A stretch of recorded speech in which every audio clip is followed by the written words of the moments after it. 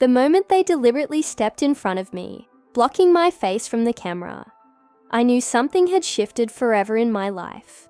Though I had no idea it would lead to me gracing the cover of one of the most prestigious magazines in the world.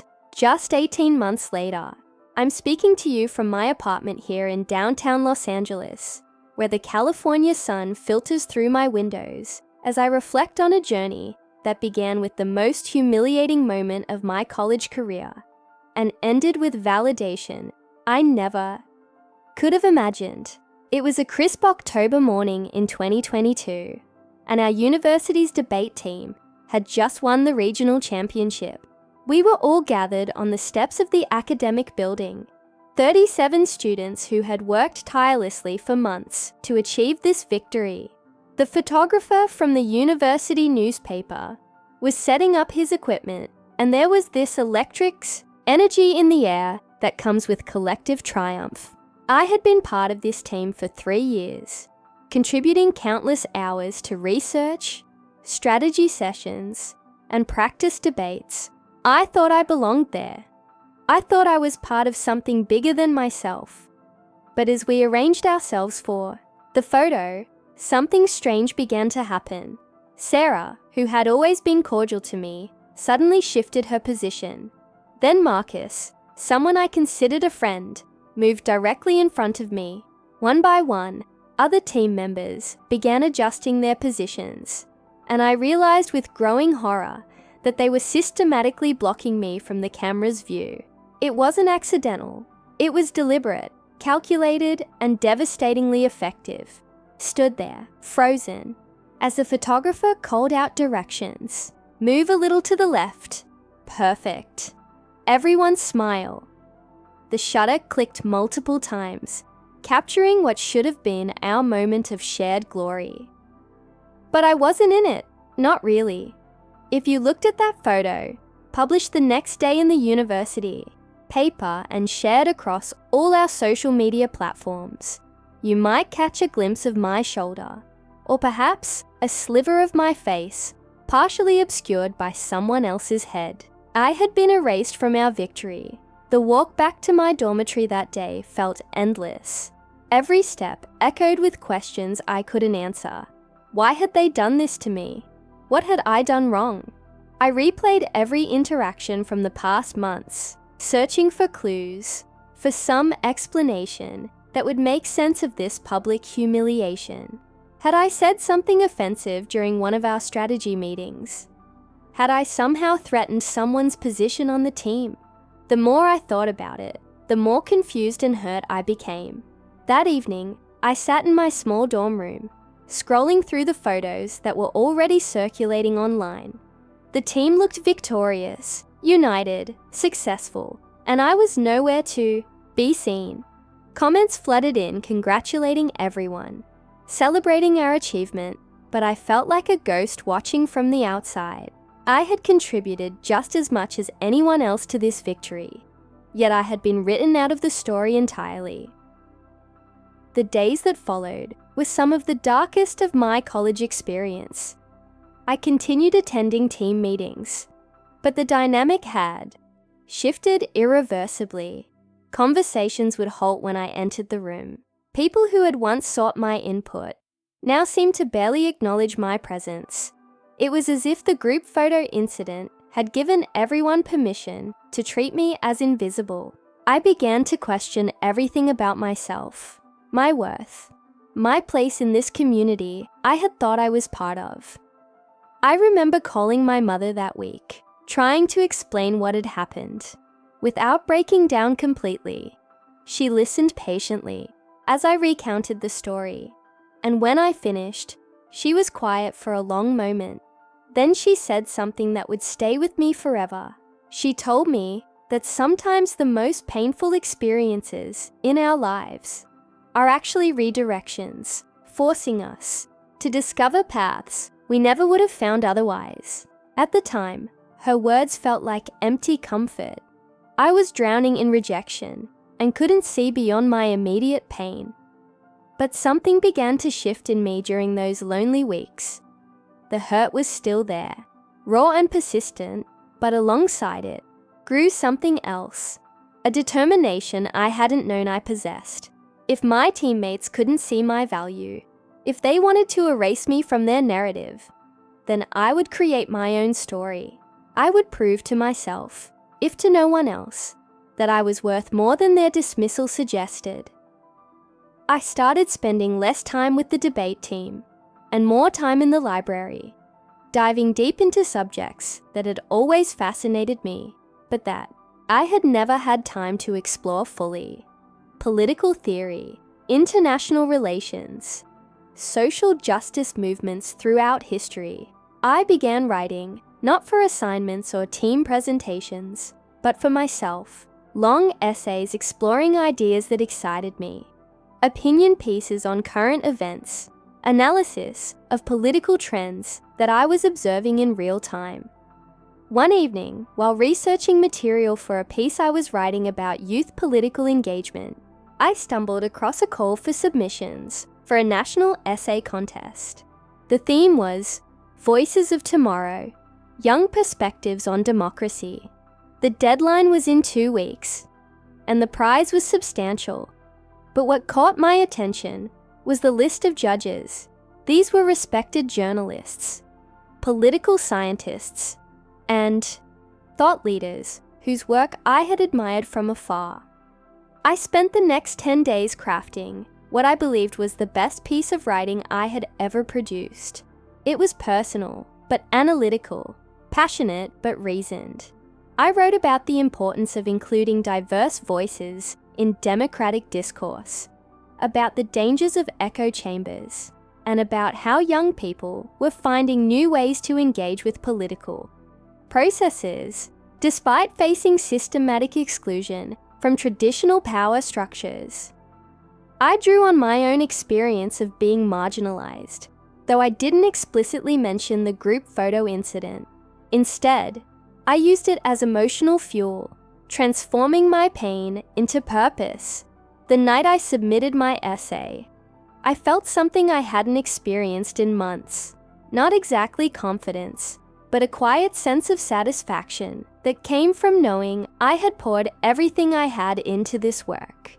Whether I won or lost, I had created something meaningful, something that represented my thoughts and values in a way that felt authentic and powerful. Weeks passed without any word from the contest organizers. I tried not to think about it, focusing instead on my coursework and continuing to write. The debate team had moved on to preparing for nationals, and while I was still technically a member, I felt increasingly disconnected from their activities. Part of me wondered if I should officially quit, but another part wasn't ready to let them have that victory too. Then, on a Tuesday morning in early December, I received an email that changed everything. The subject line was simple: essay contest, results. But when I opened it, my hands began to shake. I had won. Not just placed, not just received an honorable mention, but won the entire national competition. The email explained that my essay had been selected from over 3,000 submissions, and that the judges had been particularly impressed by my unique perspective and compelling argument. But that wasn't all. The email continued to explain that the winning essay would be published in a special issue of Democracy Today, one of the most respected political magazines in the country. And then came the line that made me read it 3 times to make sure I wasn't hallucinating. They wanted to feature me on the cover of that issue, as part of their Rising Voices series, highlighting young political thinkers who were shaping the national conversation. I sat in my dorm room, staring at the screen, trying to process what I was reading.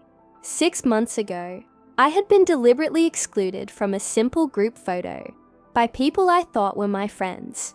Now, I was going to be on the cover of a national magazine, my ideas reaching hundreds of thousands of readers across the country.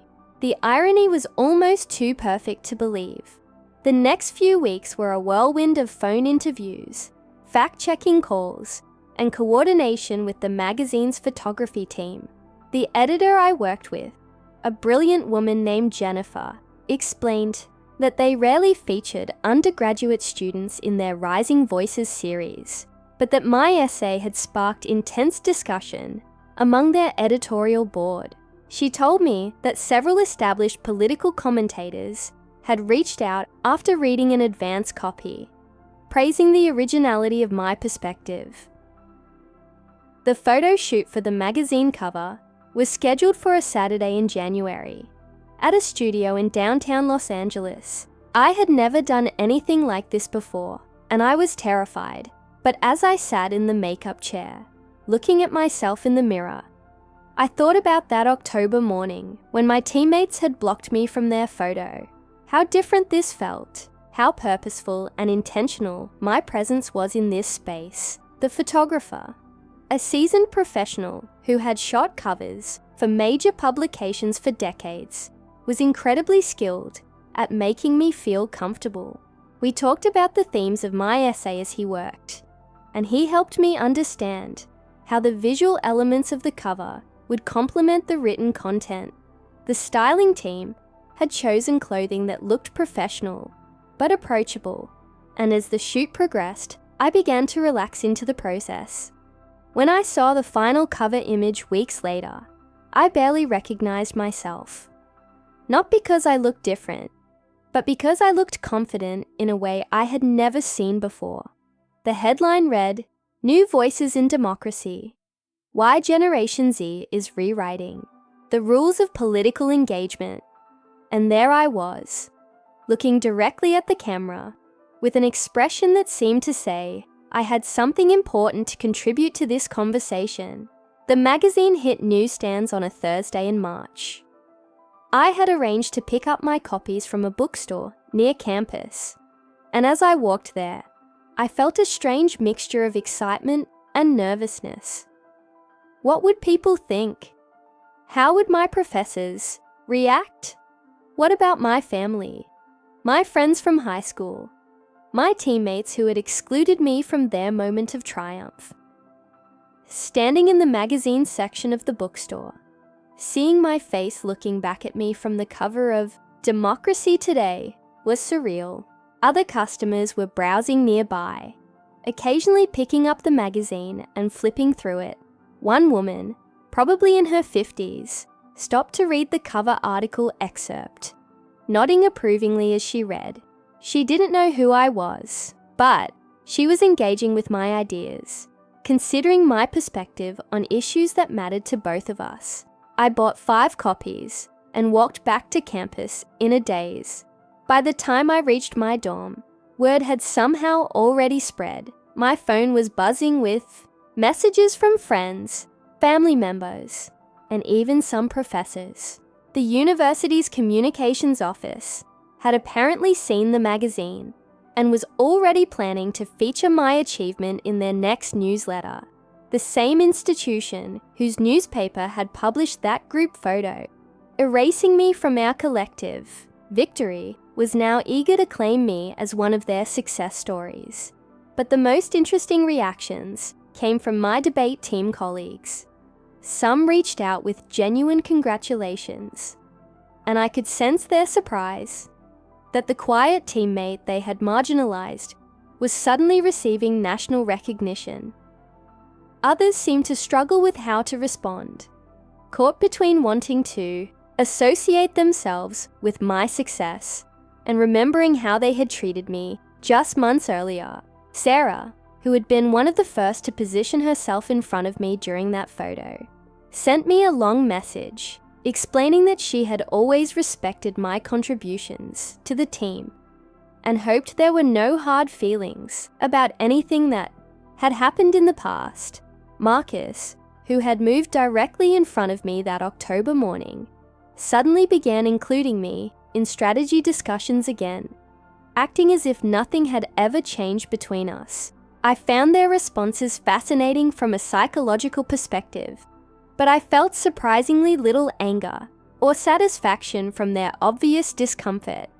The hurt from that October morning was still there, but it had been transformed into something else, something that had driven me to discover capabilities I didn't know I possessed, and to find my own path forward. The magazine feature opened doors I never could have imagined. I received invitations to speak at political science conferences, to participate in panel discussions about youth engagement in democracy, and to contribute to other publications. Graduate school professors began reaching out, encouraging me to apply to their programs. A literary agent contacted me about potentially developing my ideas into a book. But perhaps the most meaningful response came from readers who had no connection to my university or my personal story. I received emails from high school students who had read my essay and felt inspired to become more politically active. College students at other universities reached out to share their own experiences of being marginalized or excluded from academic communities. Adults who had felt disconnected from political processes wrote to tell me that my piece had helped them understand how they could re-engage with civic life.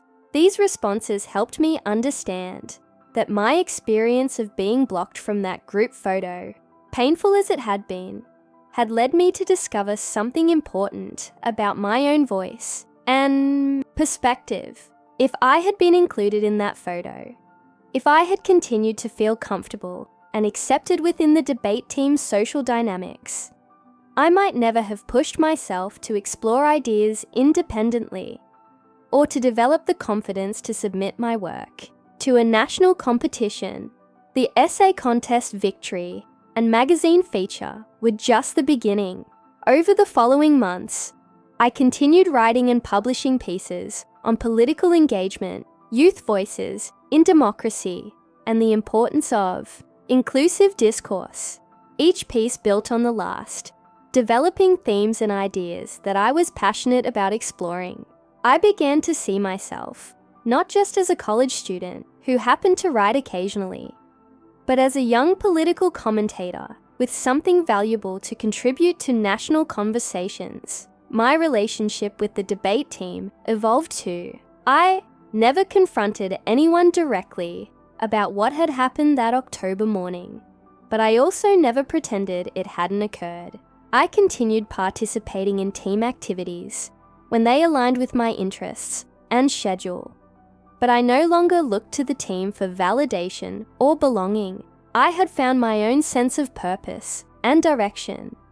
During my senior year, I was elected to the university's student government, running on a platform of inclusive representation and amplifying marginalized voices in campus politics. The experience of being excluded had taught me how important it was to ensure that everyone had a place at the table, not just those who fit easily into existing social structures. Looking back now, as I prepare to start graduate school in political science this fall, I can see how that moment of being blocked from the group photo was actually a turning point that redirected my entire trajectory. If my teammates hadn't made me feel invisible that day, I might never have developed the drive to make my voice heard in other ways. I might never have discovered my passion for writing about political engagement or my ability to connect with readers across the country.